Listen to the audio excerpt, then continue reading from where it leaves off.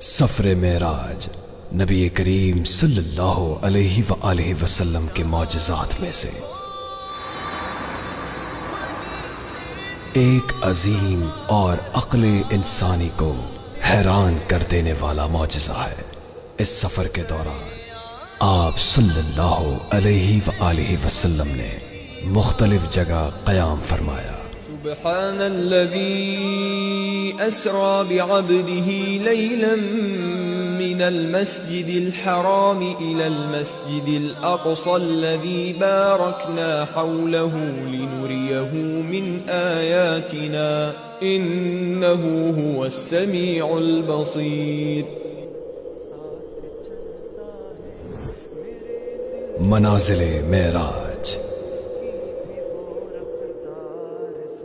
پہلا قیام حضرت ام ہانی رضی اللہ عنہا کے گھر سے سٹارٹ ہونے والے سفر معراج کا پہلا قیام مسجد الحرام میں ہوا، جہاں حدیم کعبہ میں شق صدر ہوا، یعنی سینہ پاک کو ہنسلی کی ہڈی سے لے کر پیٹ کے نیچے تک چاک کیا گیا، اور جبریل امین علیہ السلام نے پیارے آقا صلی اللہ علیہ وآلہ وسلم کے قلب اطہر کو نکال کر آب زمزم سے غسل دیا، پھر ایمان و حکمت سے بھر کر واپس اسی مبارک جگہ پر رکھ دیا۔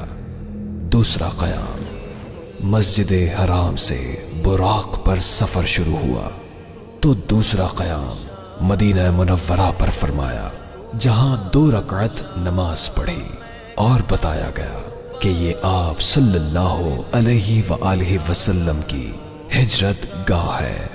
معراج کو دولا جاتے ہیں، معراج کو دولا جاتے ہیں۔ تیسرا قیام طور سینا پر فرمایا اور یہاں بھی 2 رکعت نماز ادا فرمائی۔ کوہ طور یہ وہ مبارک پہاڑ ہے جس پر حضرت موسیٰ علیہ السلام اللہ پاک سے ہم کلام ہوئے تھے۔ چوتھا قیام یہاں سے آگے نبی پاک صلی اللہ علیہ وآلہ وسلم نے بیت لحم، جہاں حضرت عیسیٰ علیہ السلام کی ولادت ہوئی تھی، اس جگہ قیام فرما کر 2 رکعت نماز بھی ادا فرمائی۔ پانچواں قیام نبی پاک صلی اللہ علیہ وآلہ وسلم نے اس سفر کی اہم ترین جگہ قبلہ اول اور انبیاء کرام علیہم السلام کی سرزمین بیت المقدس پر قیام کیا۔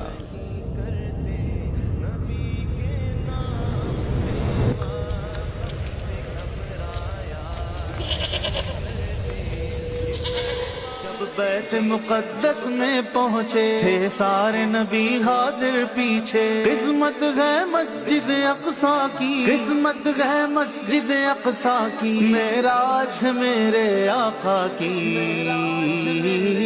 اور بیت المقدس میں تمام انبیاء کرام علیہم السلام نے آپ صلی اللہ علیہ وآلہ وسلم کو خوش آمدید کہا اور آپ کی امامت میں نماز پڑھی۔ چھٹا قیام زمینی سفر کے بعد آقا صلی اللہ علیہ وآلہ وسلم نے آسمانوں کا سفر شروع کیا، جہاں پہلے آسمان پر قیام کے دوران ابو البشر حضرت آدم علیہ السلام سے ملاقات اور گفتگو ہوئی۔ ساتواں قیام دوسرے آسمان حضرت یحییٰ اور حضرت عیسیٰ روح اللہ علیہ السلام سے ملاقات فرمائی، جو آپس میں خالہ زاد بھائی بھی ہیں۔ شاہ دولا بنا آج کی رات گئے، آج کی رات ہے۔ آٹھواں قیام تیسرے آسمان پر حضرت یوسف علیہ السلام سے ملاقات فرمائی۔ نواں قیام چوتھے آسمان پر حضرت ادریس علیہ السلام سے ملاقات فرمائی۔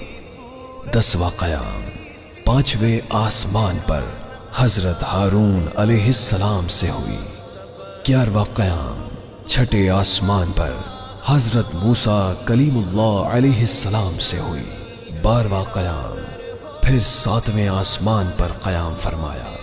یہاں حضرت ابراہیم خلیل اللہ علیہ السلام بیت المعمور یعنی فرشتوں کے قبلے جو عین کعبہ کے اوپر ہے سے ٹیک لگائے تشریف فرما تھے۔ حضرت جبرائیل علیہ السلام نے آپ صلی اللہ علیہ وآلہ وسلم سے عرض کیا، یہ آپ کے والد ہیں، انہیں سلام کہیے۔ آپ صلی اللہ علیہ وآلہ وسلم نے سلام کہا، انہوں نے سلام کا جواب دیا۔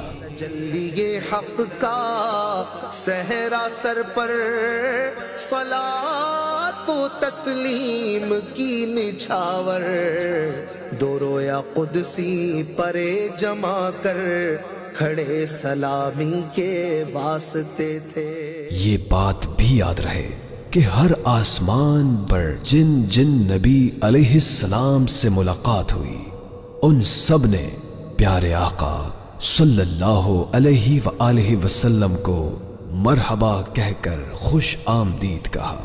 13واں قیام، پھر آپ صلی اللہ علیہ وآلہ وسلم سدرۃ المنتہا کے پاس تشریف لائے۔ یہ ایک نورانی بیری کا درخت ہے جس کے پھل مقام ہجر کے مٹکوں کی طرح بڑے بڑے اور پتے ہاتھی کے کانوں کی طرح ہیں، جس کی جڑ چھٹے آسمان پر اور شاخیں 7ویں آسمان کے اوپر ہیں۔ سدرۃ المنتہا جبریل امین کی حد تھی۔ چلا وہ سروے چما خراما، نہ رک سکا سترا سے بھی داما، پلک جھپکتی رہی وہ کب کے سبھی نواں سے گزر چکے تھے۔ پھر آگے کا سفر آپ صلی اللہ علیہ وآلہ وسلم نے اکیلے طے فرمایا۔ 14واں قیام، سدرۃ المنتہا کے بعد آپ صلی اللہ علیہ وآلہ وسلم آگے بڑھے اور مقام مستوی پر قیام فرمایا۔ یہاں آپ صلی اللہ علیہ وآلہ وسلم نے قلموں کی چرچراہٹ سماعت فرمائی۔ یہ وہ قلم تھے جن سے فرشتے روزانہ کے احکام الہیہ لکھتے ہیں اور لوح محفوظ سے 1 سال کے واقعات الگ الگ رجسٹر میں لکھتے ہیں، اور پھر یہ صحیفے شعبان کی 15ویں شب متعلقہ حکام فرشتوں کے حوالے کر دیے جاتے ہیں۔ 15واں قیام، مستوی سے آگے بڑھے تو عرش الہی پر پہنچے۔ عرش ایک عظیم بلند نورانی مخلوق ہے، سائز کے اعتبار سے اللہ پاک کی تمام مخلوقات میں سب سے بڑا ہے۔ 16واں قیام، پھر پیارے آقا صلی اللہ علیہ وآلہ وسلم عرش سے بھی اوپر تشریف لے گئے اور وہاں تشریف لے گئے جہاں خود کب اور کہاں جگہ وقت سب ختم ہو چکا تھا، اسی وجہ سے اسے لامکان کہا جاتا ہے۔ سر لامکان سے طلب ہوئی، سوئے منتہا وہ چلے نبی، کوئی حد ہے ان کے عروج کی، صلو علیہ وآلہ۔ یہاں قیام کے دوران اللہ پاک نے روحانی، ظاہری و باطنی نعمتیں اور علوم و معارف جو کچھ بھی اللہ عز و جل اپنے حبیب صلی اللہ علیہ وآلہ وسلم کو عطا فرمانا چاہا تھا وہ سب کچھ عطا فرما دیا۔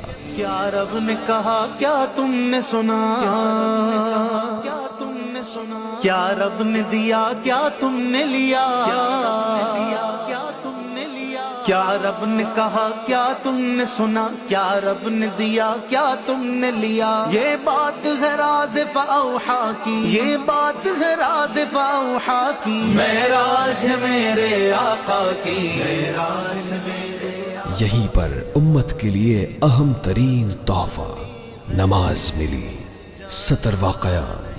اس کے بعد واپسی کا سفر شروع ہوا اور آپ صلی اللہ علیہ وآلہ وسلم جنت میں قیام فرماتے ہیں، یہاں کی نعمتیں دیکھتے ہیں اور جنت میں رہتے ہوئے دوزخ اور دوزخیوں کے عذاب ملاحظہ فرمانے کے بعد دوبارہ مکہ مکرمہ اتنی دیر میں تشریف لے آتے ہیں کہ چلتے وقت جس دروازے کی کنڈی ہل رہی تھی وہ ابھی بھی ہل رہی تھی، بستر ابھی تک گرم، اور یوں یہ سفر معراج مکمل ہوا ہے۔ اللہ پاک سے دعا ہے کہ وہ ہمیں مقصد معراج کو صحیح طور پر سمجھ کر تحفہ معراج یعنی نماز کا پابند بنائے، آمین۔ هو الحبيب الذي ترجى شفاعته لكل هول من الأهوال مقتحم مولاي صل وسلم دائما أبدا على حبيب خلقی کلہم۔ میں گدا تو بادشاہ، میں گدا تو بادشاہ، میں گدا تو بادشاہ، بھر دے پیالہ نور کا، نور دن دونا تیرا دے ڈال صدقہ نور کا، کاف کے سوہا دہن یا برو آنکھیں عین صاد، کاف حیا عین صاد، ان کا ہے چہرہ نور کا، تیری نسل پاک میں ہے بچہ بچہ نور کا، آقا تو گئے نور تیرا سب گھرانہ نور کا، محمد مصطفیٰ کے باغ کے سب پھول ایسے ہیں جو بن پانی کے تر رہتے ہیں، مرجھایا نہیں کرتے، زباں پر شکوائے رنجو علم لایا نہیں کرتے، نبی کے نام لیوا غم سے گھبرایا نہیں کرتے، یہ دربار رسالت ہے یہاں اپنوں کا کیا کہنا، یہاں سے ہاتھ خالی غیر بھی جایا نہیں کرتے، مولایا صلی